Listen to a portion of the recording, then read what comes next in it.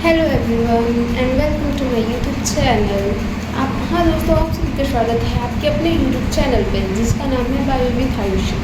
जैसा कि मैंने बोला था कि मैं आऊँगी नेक्स्ट वीडियो लेके, वो भी सेल पे, तो मैं आ गई हूँ आपके लिए नेक्स्ट वीडियो लेके क्लास 9 का पहला बायो का पहला चैप्टर जिसका नाम है the fundamental unit of life. हाँ, अब आगे हम जैसा कि आप जानते हैं ये लिविंग बीइंग किससे मिलके बने, आपको क्या पता है? शायद नहीं पता होगा, मैं बताती हूँ कि लिविंग बीइंग जो है वो किससे मिल के बने हैं। ये एक क्वेश्चन है। हमारे जो अर्थ है इसमें कितने प्रकार के मतलब डिफरेंट कितने भी डिफरेंट टाइप्स के लिविंग ऑर्गेनिज्म हैं। हर कोई एक दूसरे से बिल्कुल अलग दिखता है।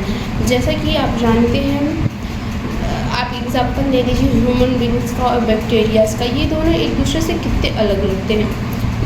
ये किस वजह से ये एक दूसरे से इतने अलग लगते हैं? इसका सबसे बेस्ट आंसर है the microscopic unit of cells. Microscopic unit जो है सेल, माइक्रोस्कोपिक वर्ड ऐड इसलिए हुआ है क्योंकि सेल्स को हम अपने आंखों से नहीं देख सकते। इसको देखने के लिए हमें माइक्रोस्कोप की ज़रूरत पड़ेगी। ये नेकेड आइज के द्वारा नहीं देखा जा सकता। ये सेल है क्या? सेल का डेफिनेशन क्या है? सेल का डेफिनेशन ये है, जो सेल है वो basic structural and functional unit of life.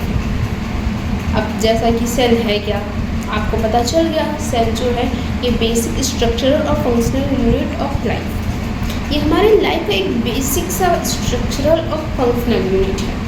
इसी से मिलके हमारा पूरा इसी से मिलके एक ऑर्गेनिज्म बनता है।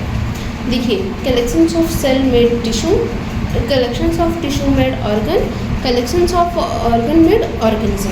अब हम अपने मतलब नेक्स्ट टॉपिक की तरफ बढ़ते हैं। ये ऑर्गेनिज्म कितने प्रकार के होते हैं आपको पता है?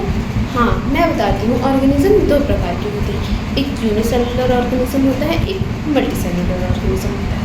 अब ये यूनिसेलुलर और मल्टीसेलुलर ऑर्गेनिज्म क्या है?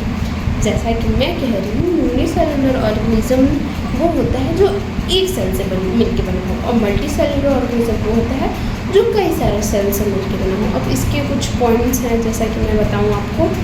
Unicellular organism is represented by single cell. All activities organism are performed by a single cell. There is no division of labour in a single cell perform like all life activities. Reproduction consumes a single cell. The life span of individual is short. इसका कहने का मतलब ये है, जो unicellular organism है इसका life span बहुत छोटा होता है, और इसमें जब रिप्रोडक्शन होता है वो एक ही सेल के द्वारा हुआ किया जाता है। और इसमें डिवीज़न ऑफ लेबर मतलब इसमें सेल्स की फंक्शन नहीं डिवाइड किए थे, क्योंकि इसमें एक ही फंक्शन है, तो एक ही सेल सारे फंक्शन अपना परफॉर्म कर लेता है। और ये जो मल्टी सेलुलर ऑर्गेनिज्म है, और ये consist of large number of cell. Multi cellular organism consist of large number of cell. A single cell perform one or few activities of the organism। जैसा कि एक सेल एक या और एक्टिविटीज़ परफॉर्म कर सकती है, इसमें अलग अलग सेल्स अलग अलग एक्टिविटी परफॉर्म करती हैं। हाँ, इसमें सेल्स का फंक्शन स्पेशलाइजली डिवाइड किया गया है। Division of labour occur in multi cellular organism. इसमें जो मल्टी सेलुलर ऑर्गेनिज्म होता है इसमें कुछ ही सेल्स रिप्रोडक्शन में इन्वॉल्व होते हैं, और इसका लाइफ स्पैन काफ़ी बड़ा होता है।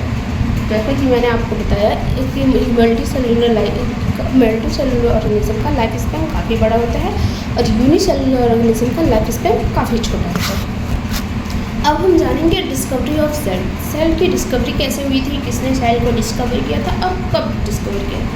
सेल की डिस्कवरी जब हुई थी एक कॉर्क के द्वारा। कॉर्क आपको नहीं पता होगा, नीम का पेड़ देखे हैं, उस पर जो ब्लैक कलर का मतलब वो लगता है लेयर रहता है, थोड़ा सा रफ टाइप का होता है, उसी को कॉर्क कहते हैं। वो डेड सेल्स होते हैं।